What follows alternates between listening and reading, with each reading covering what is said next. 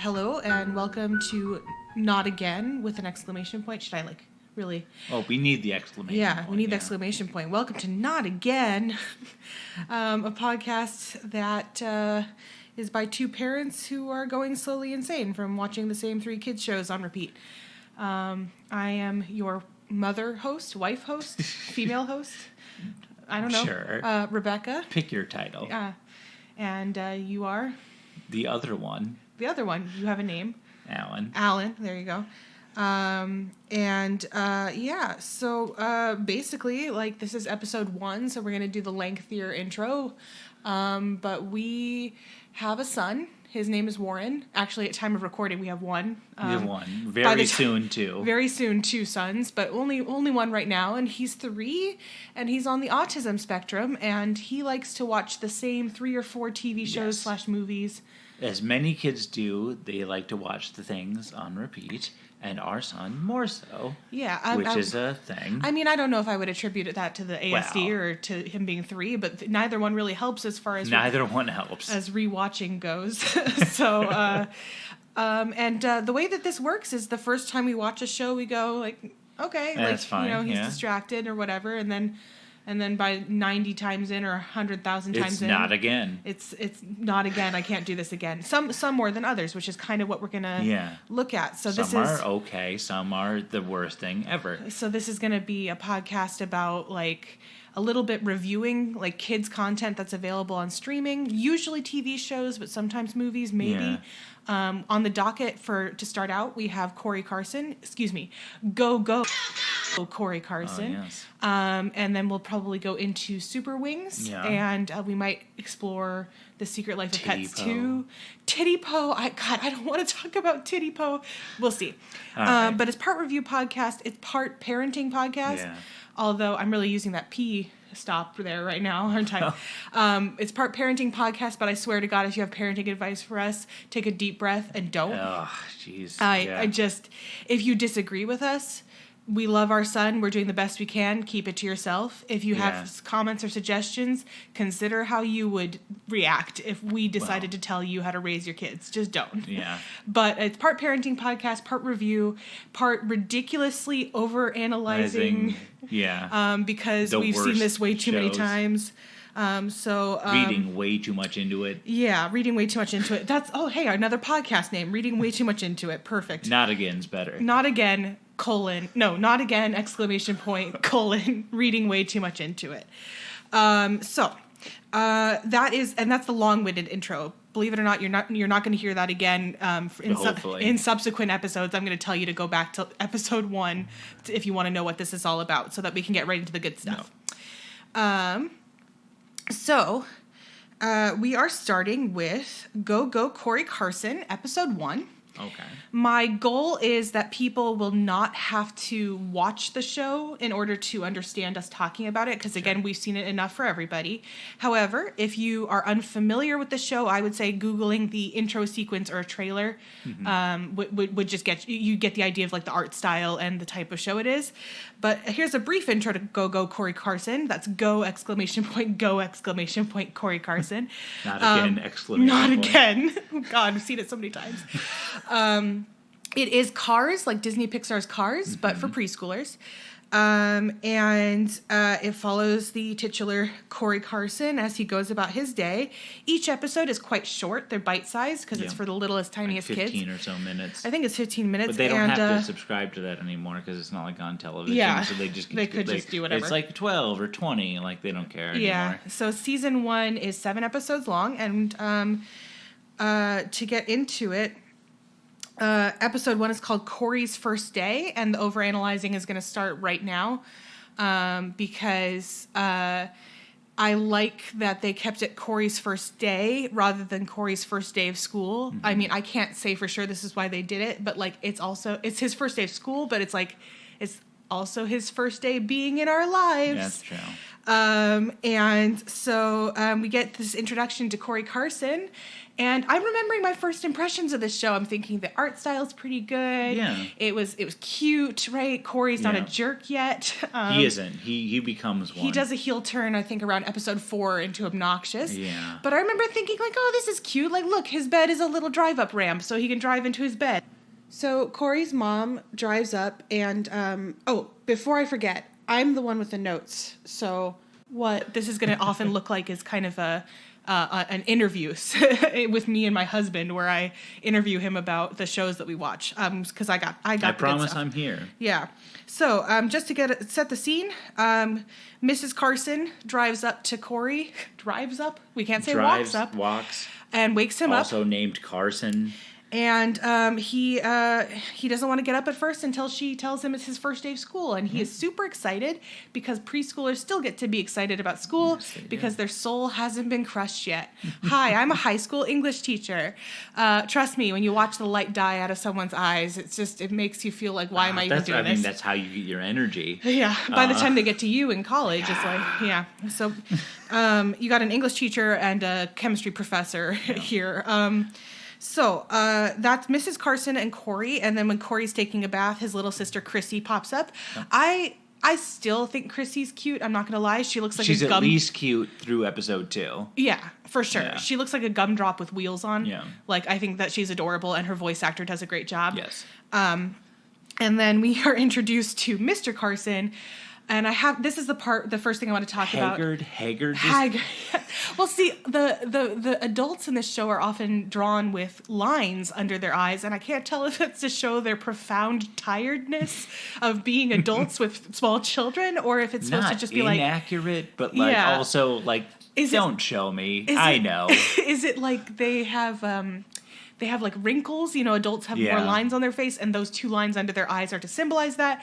I don't know. It's okay for like most of them. His mom and his school teacher just kind of look a little tired, but his dad always looks like two bad days away from just spinning in circles and. Well, I don't even know if having a break cars from reality. Dig holes. Yeah. Like just like blathering on about like how he doesn't even know how he got his wife pregnant, because let alone twice. And how does cars get cars pregnant? This is the problem with any car. There's so many sentient car TV shows and movies, and every single one of them leaves an elephant in the room of like, how do cars reproduce? How do they grow up? Like, they have baby cars, they have adult cars, they have cars that act like children that are the full size. Like, it's very weird. And so I just Titty po. Yeah. God, they don't know what titty po is. Okay, for those of you. If you don't know, don't. Yeah, just don't. If you do know what titty po is. If you do know, you know. You know. If not, don't look it up. Now we're making it sound dirty. It's another kid's show. It's a kid's show. It's Korean. It's weird. It's okay. Well, now you sound like you're associating being Korean with it being weird. I like to believe that even in Korea, they're like, "This is weird. Why are you producing this content?" Well, we're talking about the weirdness of Corey Carson, which of course is American. So like, we think actually, I mean, it's VTech and Netflix original. So it's definitely made to sell toys. We got to move on. Anyway, so we haven't even gotten to the good stuff. But so Mr. Carson, the lines under his eyes make him look like he is ready to just have a breakdown, both mental and I suppose physical, considering he's a car. I don't know. So they eat breakfast. Corey has a plan for how he's going to make 100 friends at school. He says his dad has given him a plan to just introduce himself and ask, "What's your favorite color?" Great opening line for a preschooler. No problems there. Great opening line for adults. Just to ask people your favorite color. Yeah, just be like in an executive board meeting and you're like, "Hello, my name is Alan. What is your favorite color?" "Mine is purple." And now let's talk about these graphs. You're promoted. You walk up and meet someone and promote them immediately. So it's Mrs. Carson who decides to take Corey to school. And they're driving, and again, like, this is a cute little world. They still follow roads, a very hilly background, and it's artistic. The roads kind of wind around the hills in a kind of physically impossible way, but it sets an aesthetic, right? Yeah. And they're going to school, and the first point of contention that you kind of pointed out was that Corey says, and I usually note, because, again, English teacher, I usually note when I have a direct quote, just because I like to cite things. Yeah. But I don't have a direct quote for this one, but I have seen it enough times to remember more or less what he says. He says to his mother, do you think there will be a tractor at school? I've always wanted to be friends with a tractor. And you pointed out that this is kind of a strange thing for him to say. And we have to look at first we thought it was strange because each individual like vehicle type seemed to be like coded, like we were like, is this a different race? Are we looking at this as like... Yeah, there's a whole episode about like construction equipment. Well, that's just it, is it's not race. So at first we were like, this is weird because it'd be like a little kid saying like, do you think there'll be a kid from XYZ country or XYZ nationality or race at school? I want to befriend one of those. And like near miss on like being pro-diversity there, I think. I like, guess, yeah. Like it sounds weird. Like it's positive, but it's strange. Yeah, it's positive, but it's strange. Hey, that's 3 episode or podcast titles we've got. Maybe it's positive, but it's strange can be our episode title. Sure. But it's not that, because later, spoiler alert, we're going to learn that it's more that each vehicle type is assigned almost like a class, like it's a class spectrum. And I decided that's still a little strange. It's like if Corey was a little human boy, him saying, Mom, do you think there's going to be a farmer at school? Because I've always wanted to be friends with a farmer. Yeah. Is that... I mean, that's better than asking to be friends with a kid of a different race. Right? But like, it's still a little weird. In a way that you want to collect them, right? Yeah. Like, either way, it's like... Right? Like, oh, they're my Pokemon cards. Yeah. Like, I gotta collect them all. I want to be friends with a farmer as well as, it's a little weird.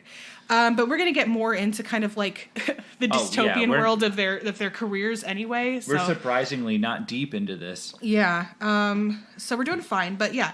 So that's the first little thing. So that was a little weird. Basically, anytime we want to see, is this weird? We just go like, what if they were humans, right?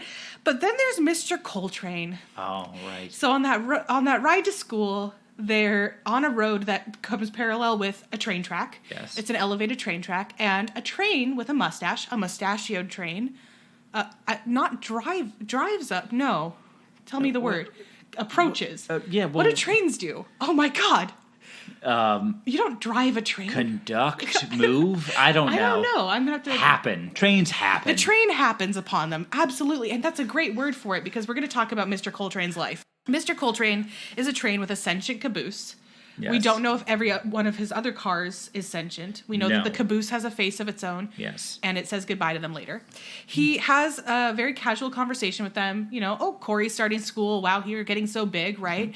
And I do believe I have a direct quote here for him, though. Yep. So they're having nice casual conversation, and then he sees a tunnel coming up and says, "Don't mean to be rude, but it looks like I'm going left. Have fun at school." And he says goodbye and disappears into the tunnel. And then the caboose says goodbye as it disappears into the tunnel. And Mr. Coltrane couldn't even stop if he wanted to, right? No. Like, that's what we get from that? Yeah. Like, he's going where he's going. He has no agency. He is just completely, set. I don't know. Yeah, it's a set course. Like, the cars can go in their houses. They can go on any road they want to. They can start and stop. Yeah. Mr. Coltrane, I want a day in the life of Mr. Coltrane as an episode. Yeah. Like, he couldn't even slow down if he wanted to talk to them and continue the conversation. Mr. Coltrane's life is literally on a track that is set for him, too, because he says, it looks like I'm going left. Yeah. Like, he doesn't even have... I mean, I think maybe he just didn't want to talk to Corey anymore, but, like... So, okay. So alternate and slightly better... is that he realized that this was a boring conversation and wanted to later get out of it, and so he was like, "Oh gosh, guys, this is where the Fargo is going to come out." Even though I'm not native Fargo, it's just like, "Oh gosh, I'd love to keep talking, but I gotta go left. There's nothing there, so I'll later, talk to you later. Yote. I don't want to talk to the Yote no more. No. So left is where I'm going. Yeah. So he's just like, either his life is completely out of his control and he has a sentient butt. Like, is the caboose part of him or not? These are very good butt questions. Always got to have good butt questions. Or, and this is a good time to point out that I'm going to try to keep this podcast PG because we're gonna try and keep the hard swears down. Hilarious as I would find it to just curse up a storm about Corey Carson. I feel like it's weird to talk about like preschool shows and and go blue. Yeah. You know? We're gonna keep it at like the level of butt. Yeah, butts is the raunchiest joke you're gonna get. We're gonna try anyway. Anyway. But Ask us on episode 3. So yeah, I mean, like, there have definitely been curse words when we see. So the reason that we started this podcast is because I was yelling at the TV. Let's face it, I was yelling at the TV. I was like, where is Mr. Coltrane going? Why doesn't he get to stop? You know, like things like that. And so finally, I was like, I need to start a podcast about this. I need to get it in the world. I need to write this down. I need to get it out in the world. Exactly. And so then we finally get to school, and they are welcomed by Miss Motors, who is a school bus. And she says, "Welcome to Montessori," which is a pun on Montessori. Yeah. And not a very good one. No, it's actually quite terrible. I think it's only slightly better than the coldest snack. Yeah, they do a cold. Yeah, is an actual like play on words, except that it was very hard to hear the first 20 times. I understand that there's like kids jokes. Yeah. But like Montessori is only for adults that know what Montessori schools are. And they're just going to groan. So just don't do it. Well, here's the question, though. So they seem to be kind of trying a satirical bent on the Montessori school system, I guess, right? yeah. Like Montessori is kind of known... known... Yeah, they have like the flavorless brick. Yes, exactly. So Montessori is known as like being an alternative school system. Exactly. It doesn't come back. So she's taking them on a tour, and she's like, aren't my children creative and expressive? And which is like, it's funny that we're supposed to think that she's being hippy dippy crunchy about this when like we should be like, aren't our children creative and expressive? Like they should be free to be creative and expressive. But then she takes them to the frickin' coldest snack and gives him a delicious, nutritious snack brick. And that looks gross. It looks like a brown brick with like maybe walnut pieces in it. And Corey is not impressed. Yeah. But that doesn't come back. And not to, get too far ahead, but in episode 7, when she makes them snacks for preschool, it's just like... snacks. They're regular snacks. Yeah, it's like snacks and juice boxes. So like the whole like Montessori bent of it doesn't even come back. It was all a bad joke and it never comes back. They literally were like, we want to make a pun on Montessori. Okay. What do buses have? Motors. Oh. Okay. Yeah. Do they even, by the way, you're the car person. Well, everything has a motor. It's like an engine, Anything though. That's moves. more associated with... Tesla has a motor. It's just an electric Okay, motor. fair enough. All right. But yeah, so they are touring the school, and this is not apropos of anything, but there's a baby little VW bus type. Oh yeah. I think he's the cutest little dude in the world, and there's nothing particularly interesting about this character, although the subtitles do inform us that his name is Fanboy, and I just don't know what that means. Like, is there something I'm not getting about VW buses? Do they run on fan power? Well, I mean, like, the classic joke is like a bunch of hippies get in a VW bus and like follow a band around. So it could be that level. I'm going to leave that empty air in there, but I want to like explain to people who are listening to this that I was making a face as I tried to comprehend the. Yeah, like you're going to follow the Grateful Dead, and not that might they're make alive. You, okay, maybe. I mean, like, let's headcanon that. Well, some of them. Because I mean, like, I don't know. He's never introduced properly on the show. No, he isn't. Yeah, and he's just called Fanboy. There were air quotes you couldn't see. Yeah. I heard the air quotes in your voice. Yeah. So the subtitles inform us of a lot of stuff, like later when Chrissy toots. You know? Yeah. I just realized our chairs are squeaky, so I'm not going to edit that out. You might got a couple of chair squeaks in there. Yeah. Well, sorry about that. We'll get less squeaky chairs if we get 100 Patreon If supporters. anyone listens to this ever. Yeah, that's right. So that's Fanboy. He exists. He's adorable. And that's about it. But yeah, so then, I guess they go to the coldest snack after meeting Fanboy, right? Whoops. Then Corey meets another regular on the show, Franny Fenderson, who is a little pink, I would call her a sports car. She's got a big spoiler. Well, she got like fins. It's like almost like a retro sports car. Yeah, like 70s. Big spoiler, right? And then she's pink. And her name is Franny Fenderson, which we learn, I think, only because of the subtitles again. Franny... I have a paraphrase for Franny as well. I'm so sorry I didn't get the direct quote. But Corey decides to use his foolproof friend-making plan. That is hard to say. Foolproof friend-making plan Nailed it. on Franny Fenderson. which is to say his name and then ask her favorite color. Yes. And Franny replies with, again, paraphrasing here, my dad says that color is just an illusion interpreted by our eyes with waveforms and whatever else. Sure. Does not answer the question, Franny. Like, so what if color is an illusion? You're still seeing it. You don't find one of those illusions more interesting? Did you ever know one of those types of people who was always like, my dad says this and my dad says that, or my mom says... It was probably me. I was my teacher's horror. Yeah, I'm just gonna re-emphasize what you said there. You were your teacher's horror. Yeah. Not anything else that sounds like horror. Okay. And I don't know what it sounded like. Jesus. That's all right. Don't worry about all it. Right. But yeah, so no, I mean, it's just like, I don't know. I always found that type of thing obnoxious, where it's like, you have no original thoughts of your own. You're just gonna... I know she's in preschool, okay, but like if she's gonna just rattle off things her dad says, she needs to think about them. All right. So that does not go well. Corey strikes out with Franny. Oh yeah. Strikes out. 0 for 1 on friend making. On friend, and he said he was going to make 100 friends at school, and he only has about 11 classmates. I mean, so just by numbers, Yeah. there's only like 12 kids there. There's only 12 kids there. He can't make 100 friends. Poor What a guy. loser. At this no, he is a loser, but he's absolutely a loser. But at this point, we're still feeling sympathetic for him because he hasn't done his heel turn into obnoxious. Yeah.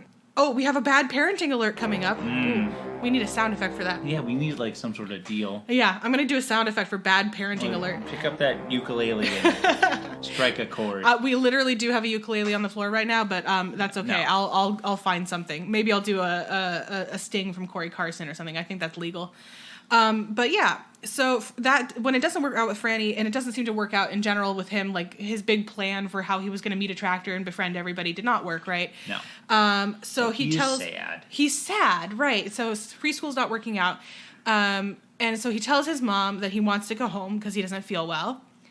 And okay, I should qualify this. Bad parenting. It's not the worst parenting. No. All right. Look, I get to be judgy of the car parenting, right? Yeah. Okay. Thank you. Thank you for affirming me. I appreciate that. That's why we're in love. Okay. He tells his mother he doesn't want to stay at school. He wants to go home. He's feeling sick. Here's how we handle this, right? Mm-hmm. Sure, kid. Mommy's just going to go check you can't say check the car. Talk to your teacher. I guess you can't say check the car. Yeah. Because you are the car. Right. But like, I'm going to go check on some stuff and I'll be right back to pick you up. We'll go home immediately. And then you leave. Yeah. And then you don't come back till preschool's over, right? Well, yeah, I mean, you can like hang out in the parking lot for like 5 minutes. Smoke one of mommy's special cigarettes. Yeah. Or daddy's special cigarettes. They are gender neutral cigarettes. Have a cigar. Yeah, exactly. And just like, like if he's still screaming in 15 minutes, then maybe you can revisit it for sure. Yeah. Yeah, but like just let preschool happen. Yeah, You want them to go. No, here's the thing. She seems to genuinely believe him too. That's the thing. Is like, and weirdly, she like doesn't want him to go because like it's like an attachment thing. She's like, oh no. Yeah. And the dad at the very beginning of the episode says, "Stay young forever" to Chrissy because it's his first day of school. Yeah, but not Chrissy's because she's younger. Yeah, so he's like, "Don't age. Don't leave me. Don't leave me." And it's like, ugh. Yeah, the parents have a weird attachment to their kids. That's weird. Yeah. Every parent I know and me is also a parent. me, yes. Me as parent. I want school children go, please, yes now. Mommy and daddy want to like take a nap and do eat dishes, ice cream and do or dishes. Just, fall off the face of the earth. I don't care. Yeah. But go to school now, please. Yes. So she also seems to believe him or want to believe him, as you pointed out, her weird attachment. That it's very obvious that he's making it up. I can't tell if she really believes him or not, but she seems genuinely concerned by this. She didn't need to be. I have a very distinct memory of like, I don't even think it was preschool. I think it was like pre-K. I think it was like baby class. Yeah. Where I told my mom I didn't want her to go. And so she's like, don't worry, I'll go stand over there by the wall. You'll see me. And she went and stood by the wall. And then I noticed there was Play-Doh. And I went to play Play-Doh with a friend or whatever. And then I remember specifically like realizing my mom was supposed to be there an indeterminate amount of time later. Kids have no concept of time anyway. Could have been 30 seconds or 30 minutes. I literally don't know. And I remember turning and looking for her and realizing she was gone and going, Like, I really do remember just being like, oh, that's okay, she's gone. You know, like, I'm going to go back to Play-Doh. So that's what you do, is you just kind of go, okay, well, I'll make arrangements for us to go. There's a couple things I need to check on, and you basically fade into the background and let your kid preschool. Slowly leave. Slowly leave, yes, with a hand motion. It was good. It was a good hand motion. I mean, you couldn't see it, but it was good. It was a good hand motion for slowly leaving. So she tells him that she's going to go talk to his teacher about leaving, and I think she's she's absolutely genuinely serious. She's like, my son's gonna leave. Yeah, and by the way, and like, I mean, he's like, there's always tomorrow, or he says there's always the next day or the next year. And he says that in that like way that I probably found cute at one point, but now I find it so grating. So she really goes to check. And then in that time, like the 30 seconds it takes her to go check with the teacher, he gets invited to help the other kids play. Playing blocks with friends and having a great time. It didn't take long. Because preschool happens exactly that way. Absolutely. And so the mom comes back. I should say Mrs. Carson comes back. He only calls them Mama and Papa. I cringe every time. Don't know why. I'm going to call them Mrs. Carson and Mr. Carson. Their first names are even worse. Guess at home. Yeah, write in if you think you know Mr. and Mrs. Carson's first names, because they probably start with the letter C and probably start with the syllable car, as we'll learn later when we meet Carly, Carlos, and Carmina. Yeah. But we'll talk about that another time. So Mrs. Carson comes back and sees that Corey is playing, and she's like, I'm ready to take you home. And then he's like, oh, can I stay? And just as you were saying before, she reacts with sadness. Yeah.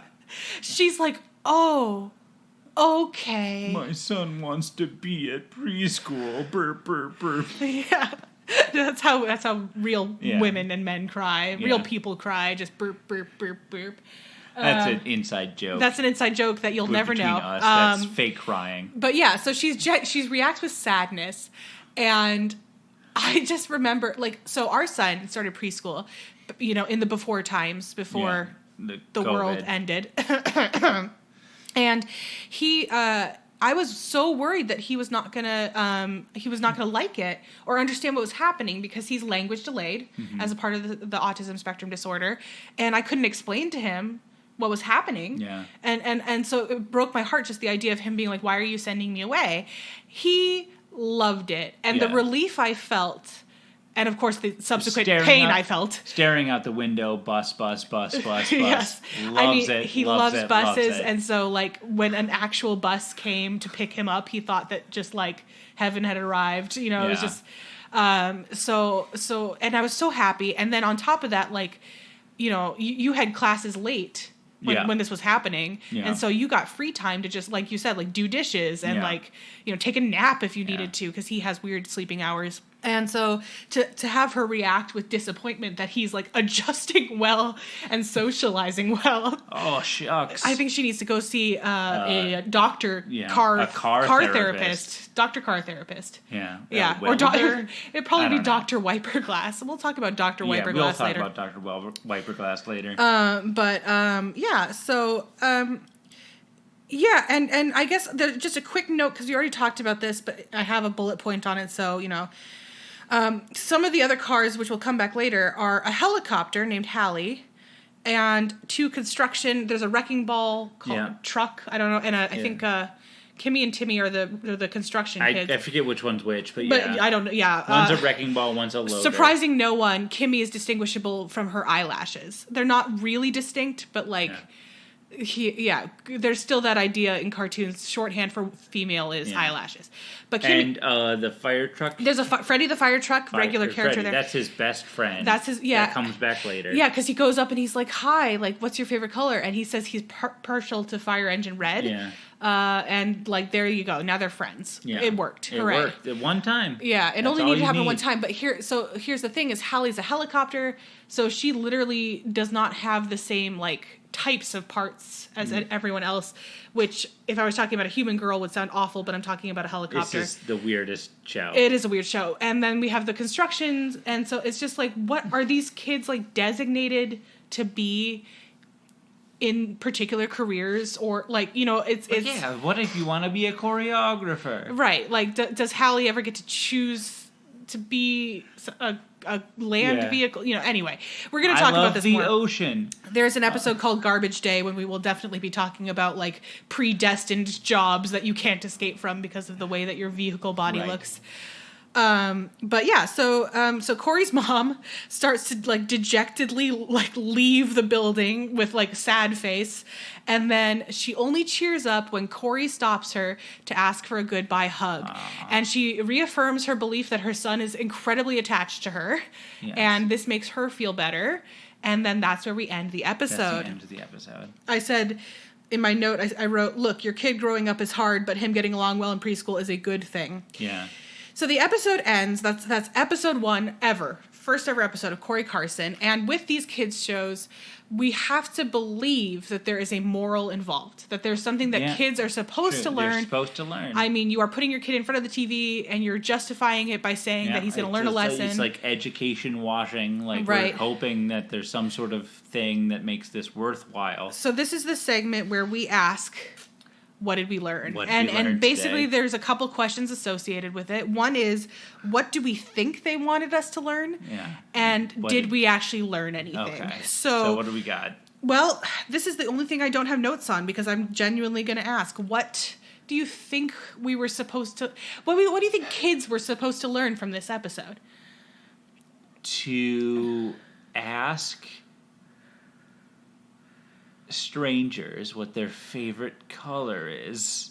To ask strangers what... Okay, well, that's... Hopefully child strangers. Right. I mean, in certain contexts, it would be cute if they asked adults, right? Yeah.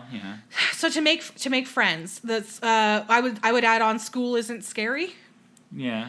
Right? Well, like, the whole show, like, flies in the face of that because, like, the parents, at the very beginning, the Dad Carson says, don't grow up to Chrissy. Yeah. And then at the very end, Mom Carson, whatever, Mrs. Carson, doesn't want to leave her son at preschool. So, like... The parents are reacting. The parents scary. Are definitely saying this is the worst thing. Yeah. So that's bad. But, like, yeah, it's supposed to be, I suppose, what they were hoping for, what I was hoping for. Preschool isn't that scary. You're going to make friends. It's going to be all right. But the adults on the show are acting badly about that. I feel like they are. I mean, first of all, I don't want to get ahead of myself again, but one preschool teacher for a dozen kids with no aid, she's not going to be able to. Yeah, we'll see in episode 7 how that does not go well. But the lesson seems to be like you can make friends. Don't be scared. Like things don't always go as according to plan, but everything works out. Preschool is fine. Yeah. What we actually learn is that Corey Carson has some really just overly clingy parents. Yes. And I think that maybe they need to reevaluate. I mean, like, let's look at the devil's advocate here, I guess. If Mrs. Carson had reacted the way a typical parent would act upon their child being like, I'm good at preschool, you can leave, she would have been like, woohoo, and like just like speeding out the door as fast as possible. And maybe that doesn't send the best imagery to kids, that kids are going to learn that their parents, that's supposed to be the best kept secret, I suppose, for parents, is that they want you gone, right? For some of the time. Well, it's not like they're going to like always kick their feet up or whatever. Like parents have like things to do.